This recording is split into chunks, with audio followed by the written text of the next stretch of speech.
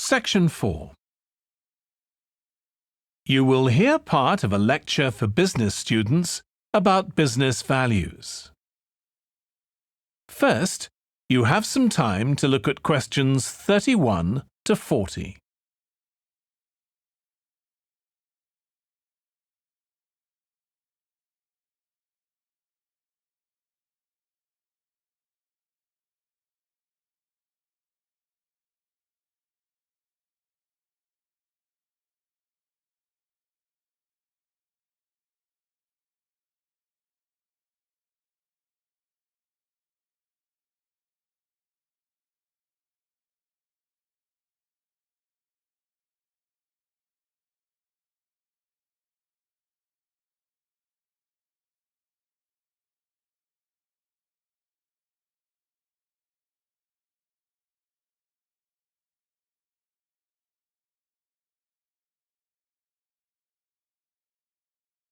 Now listen carefully and answer questions 31 to 40.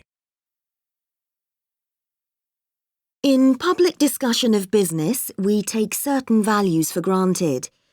Today, I'm going to talk about 4 of them: collaboration, hard work, creativity, and excellence.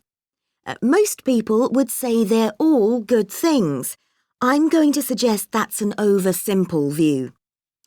The trouble with these values is that they're theoretical concepts, removed from the reality of day-to-day business. Pursue values by all means, but be prepared for what may happen as a result. They can actually cause damage, which is not at all the intention. Business leaders generally try to do the right thing, but all too often the right thing backfires if those leaders adopt values without understanding and managing the side effects that arise. The values can easily get in the way of what's actually intended.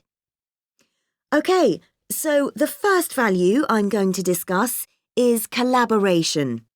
Let me give you an example. On a management training course I once attended, we were put into groups and had to construct a bridge across a stream using building blocks that we were given. The rule was that everyone in the team had to move at least one building block during the construction.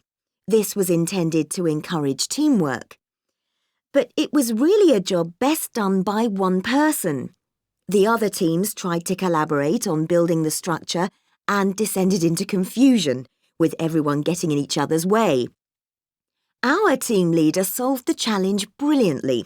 She simply asked everyone in the team to move a piece a few centimetres to comply with the rule, and then let the person in the team with an aptitude for puzzles like this build it alone. We finished before any other team.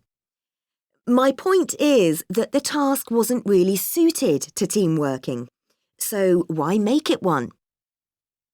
Teamwork can also lead to inconsistency, a common cause of poor sales. In the case of a smartphone that a certain company launched, one director wanted to target the business market, and another demanded it was aimed at consumers.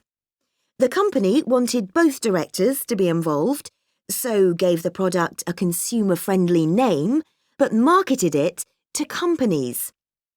The result was that it met the needs of neither group. It would have been better to let one director or the other have his way, not both.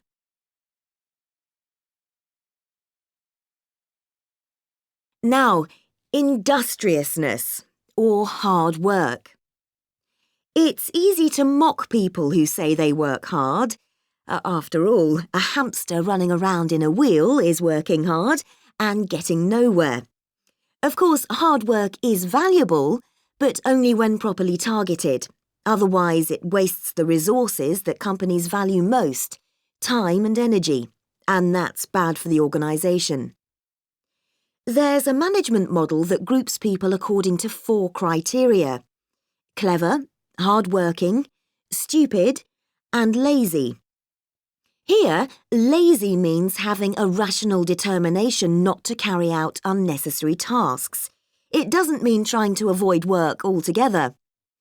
Most people display 2 of these characteristics, And the most valuable people are those who are both clever and lazy.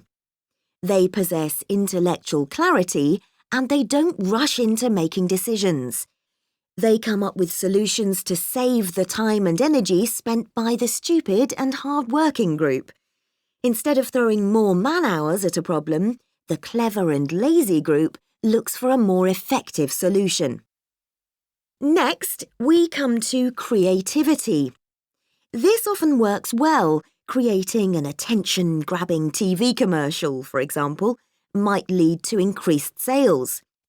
But it isn't always a good thing. Some advertising campaigns are remembered for their creativity without having any effect on sales. This happened a few years ago with the launch of a chocolate bar. Subsequent research showed that plenty of consumers remembered the adverts, but had no idea what was being advertised. The trouble is that the creator derives pleasure from coming up with the idea and wrongly assumes the audience for the campaign will share that feeling. A company that brings out thousands of new products may seem more creative than a company that only has a few, but it may be too creative and make smaller profits. Creativity needs to be targeted to solve a problem that the company has identified. Just coming up with more and more novel products isn't necessarily a good thing. And finally, excellence. We all know companies that claim they strive for excellence, but it takes a long time to achieve excellence. In business, being first with a product is more profitable than having the best product. A major study of company performance compared pioneers, that is, companies bringing out the first version of a particular product, with followers, the companies that copied and improved on that product. The study found that the pioneers commanded an average market share of 29%, while the followers achieved less than half that, only 13%, even though their product might have been better.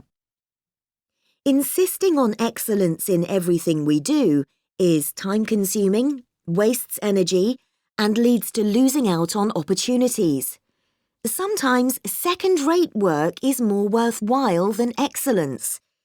Make sure it's excellent sounds like a good approach to business, but the just get started approach is likely to be more successful. That is the end of section 4. You now have half a minute to check your answers.